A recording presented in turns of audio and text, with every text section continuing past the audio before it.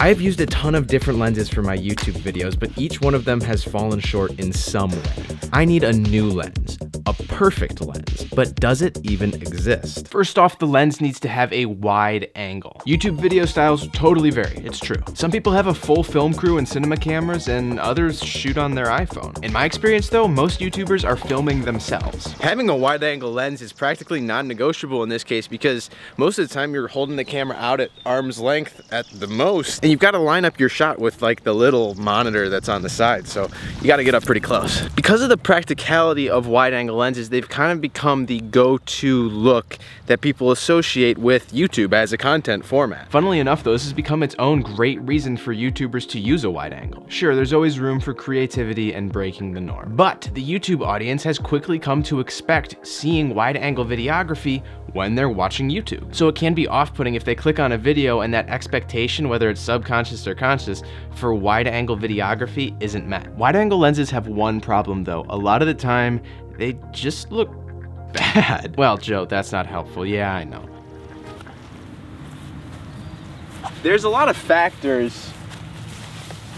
Go get it! But I think the main issue comes down to the fact that wide angle lenses just naturally have trouble achieving a shallow depth of field, which is a fancy way of saying a blurry background. Blurring the background makes an image look more cinematic, and it also draws the viewer's attention to what's in focus, hiding all of that ugly stuff in the back of the frame. This is especially important for YouTubers because we often don't have a lot of control over what's in our background, or in my case, there isn't a whole lot of space in my studio for the focus to fall off behind me. And if I'm unable to blur out the objects that are just a foot or two behind my head, the background can get pretty distracting. Thankfully, there's a way to compensate for this, and that's shooting at a wider aperture. This lets more light into the camera, shrinking your focus plane and making that background more blurry, giving you that nice creamy bokeh. So a great lens for YouTube requires a wide angle and the ability to stop down to a low aperture. But here's the thing, I'm sitting here trying to find lenses that do this, and the list just got a whole lot shorter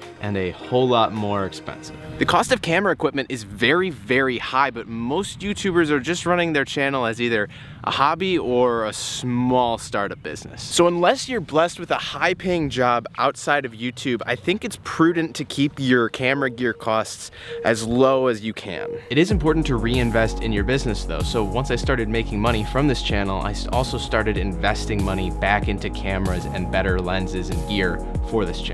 My target price range for getting a high-quality lens for YouTube without totally breaking the bank is to keep the cost under $1,000. Which, don't get me wrong, is still a lot of money, but I think it's a good middle ground for YouTubers who are looking to invest in their video quality, get something that's gonna last forever, and not totally go broke. So I kept doing my research, but honestly, I had kind of given up hope in finding a lens that did what I needed it to do and was priced under my budget.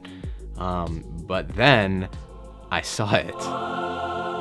The Canon EF 24mm f1.4L Mark II combines with my full-frame R6 to produce a beautiful wide-angle shot. Its super fast aperture of 1.4 produces an insanely soft background, even at the wide focal length. Autofocus is very quick and accurate because it's a Canon lens that communicates brilliantly with my Canon body. Being part of the company's legendary L series of pro lenses, the optical integrity of the glass is superb and tack sharp.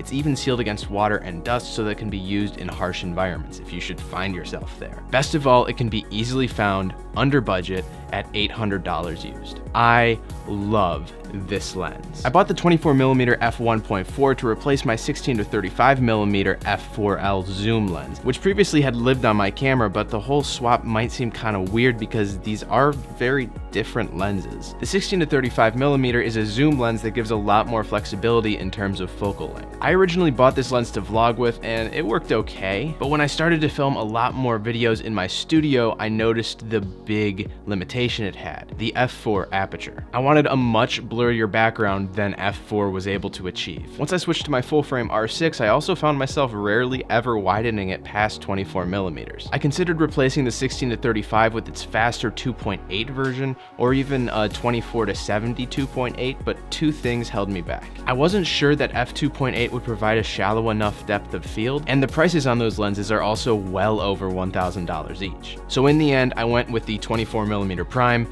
and it has not left my camera ever since.